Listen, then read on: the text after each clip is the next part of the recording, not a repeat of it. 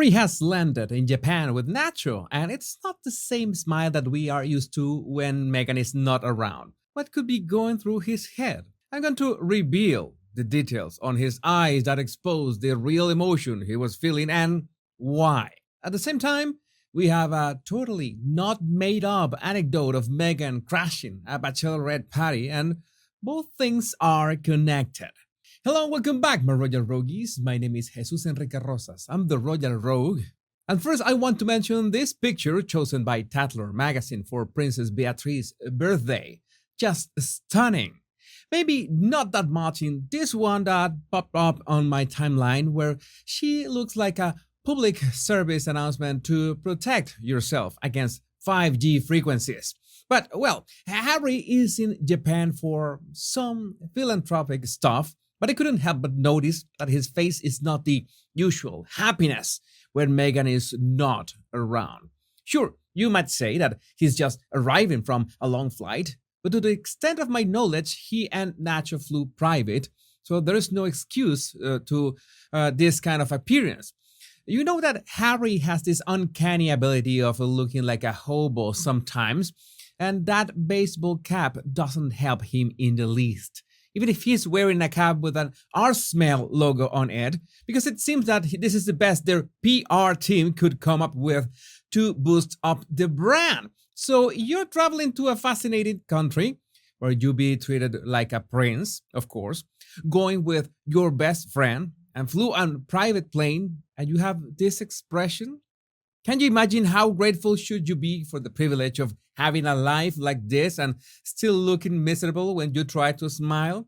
I used to feel pity for Harry, but that was a long time ago. If you ask me how would I define his facial expression arriving at the airport, I'll say that it's of a man that has never been really satisfied with his life.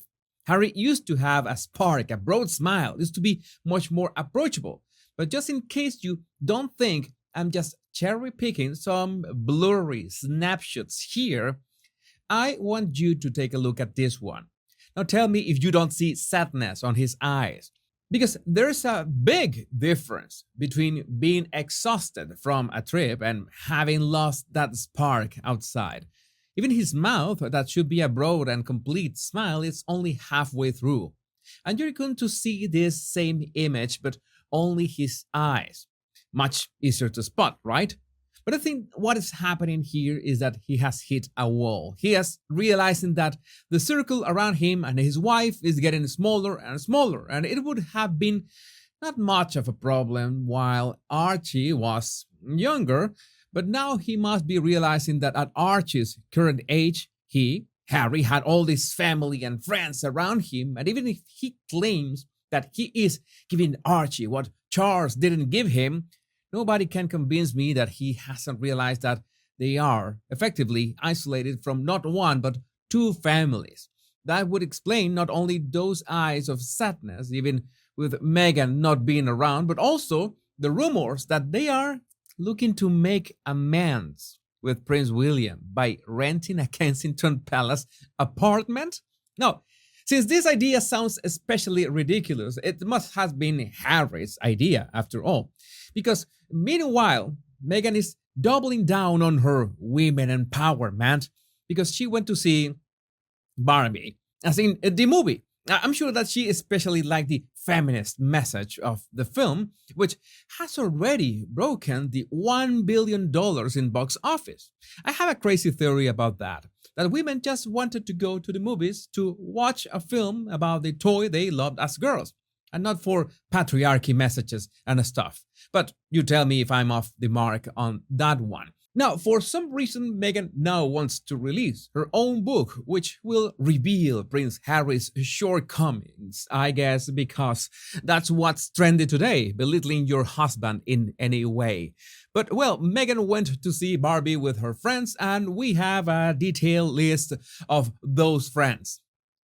Well, not that detailed. We only got Ellen's wife, Portia de Rossi, and then they had so much fun that they decided to go to San Isidro Ranch, that has become Meghan's second home, if not their primary home, because we really haven't seen her at her 16-bathroom mansion in a while, and somehow There was a bachelorette party here, and yes, I know this image is from Megan's wedding party, but whatever. Bear with this, with me with this. And for some strange and creepy things of life, the Duchess of Sausages posed for snaps with the attendants of the party. It's strange that there are no photo records, by the way. Maybe Megan is always carrying like 30 NDAs with her just in case, but then Methane got over to the bride to be and said the words, "Good luck."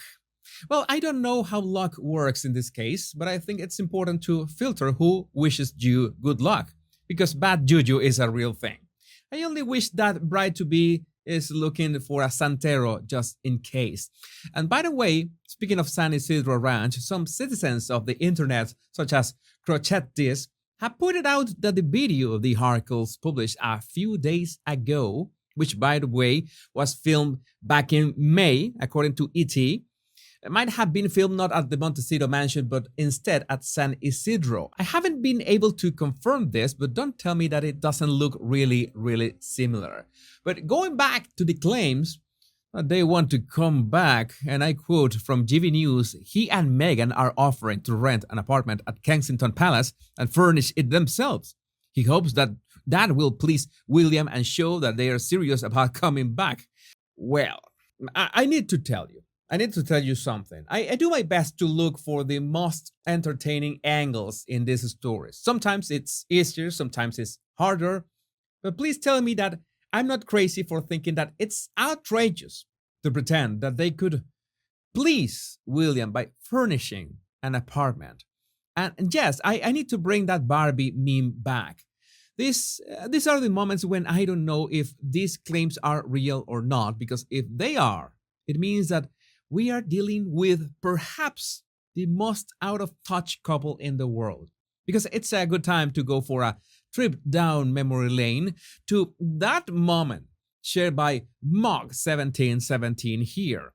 When I look at the funeral curtsy and William's profile, I feel like he is rigid with fury and holding himself back from throttling both. And I couldn't agree more, because it's obvious that William was controlling himself after all that had happened in the past couple years, after all the pain, the hypocrisy, and the two-faced attacks. Even Catherine was 100% tense at that instant. No, I don't think this is something that you can fix furnishing an apartment at Kensington Palace. That's just plain ridiculous. But as usual, I would like to know what you think about this in the comments. My Royal Rogues, I'm thankful that in the past 30 days, more than 1 million Rogues have enjoyed my videos, which I have a lot of fun making, but somehow only a fraction of that million has subscribed. So what are you waiting for? All you need to do to support my channel is to hit the like and the subscribe buttons, and it's free. And remember, much love and bliss.